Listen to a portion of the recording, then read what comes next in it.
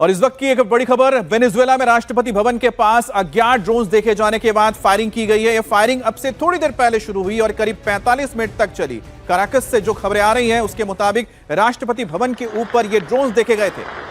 आपको जानकारी दे दें कि एयरक्राफ्ट की आवाज भी सुनी गई। इसके बाद सिक्योरिटी फोर्सेस ने ड्रोन्स को निशाना बनाकर फायरिंग की। इस फायरिंग के बाद एक बार फिर वेनेजुएला में अफरा तफरी मच गई। काराकस के कई इलाकों में बिजली गुल हो गई है। बताया जा रहा है कि सुरक्षा बलों ने हालात को तो कंट्रोल में कर लिया है। फिलहाल राष्ट्रपति भवन भी सुरक्षित है। फायरिंग की खबर के बाद व्हाइट हाउस ने भी इस पर बयान दिया है। व्हाइट हाउस की तरफ से बताया गया है कि इस तरह के ड्रोन्स के बारे में अमेरिका की कोई जानकारी नहीं है, ना ही उनका कोई हाथ है। कल ही डेल्सी रोड्रिग्स ने राष्ट्रपति पद की शपथ ली है और उसके कुछ ही घंटों के बाद इस फायरिंग से सनसनी फैल गई है। एक बार फिर से जो गड़गड़ाहट है आसमान में वो सुनाई पड़ी, ड्रोन्स दिखाई पड़े, फायरिंग का मामला सामने आया है। हालांकि अमेरिका ने अपने आप को साइड कर लिया है। अमेरिका की तरफ से, व्हाइट हाउस की तरफ से बयान जारी करके बताया गया है कि इस हमले में उनका कोई हाथ नहीं है। लेकिन वेनेजुएला में क्या हो रहा है वो भी उस दिन जिस वक्त नए राष्ट्रपति ने शपथ ली, उसी दिन ये हमला राष्ट्रपति भवन के पास हुआ है।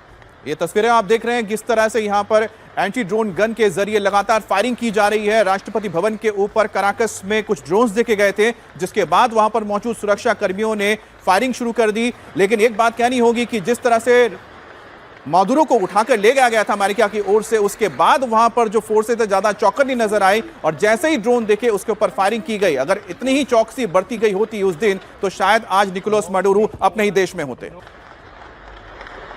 एक बार फिर से तस्वीरें आपको दिखा रहे हैं जहां एक के बाद एक आपको एंटी एयरक्राफ्ट गन से जो गोलियां बरसाई जा रही हैं ड्रोन की तरफ, आप देख सकते हैं।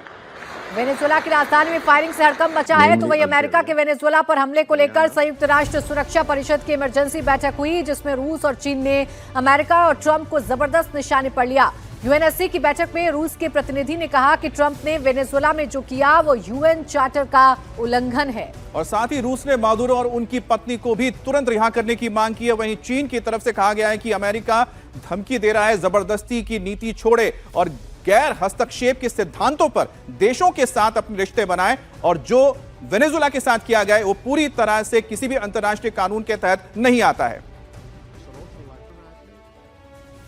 तो यूनाइटेड नेशन सुरक्षा परिषद में यानी कि अंतर्राष्ट्रीय कानूनों को लेकर जिस तरह से अमेरिका ने उल्लंघन किया, उसके बाद यूनाइटेड नेशन सिक्योरिटी काउंसिल में जो बैठक हुई थी उसमें अमेरिका के इस कदम को लेकर तमाम देशों ने उसकी निंदा की है। खासतौर पे रूस ने इसकी निंदा की है, चीन ने इसकी निंदा की है, और साथ ही दोनों ही देशों ने, रूस हो या चीन ने, कहा है कि जिस तरह से एक देश के संप्रभुता पर हमला किया गया, अमेरिका के सैनिक जाकर जिस तरह से निकोलस मादुरो को उनके देश के अंदर घुसकर किडनैप कर बाहर लेकर आए, वो कहीं से भी जायज नहीं ठहराया जा सकता। और इस बीच एक और बड़ी खबर आपको बता दें, लेबनान हमले से जुड़ी इस वक्त की बड़ी खबर आ रही है। इजराइल ने लेबनान पर एक बार फिर बड़ा हमला कर दिया है। एयर स्ट्राइक में इजराइल ने हिजबुल्लाह और हमास के ठिकानों को निशाना बनाया। इजरायली सेना ने इस हमले में कई इमारतें तबाह कर दी हैं। धमाके से पूरा इलाका थर्रा गया।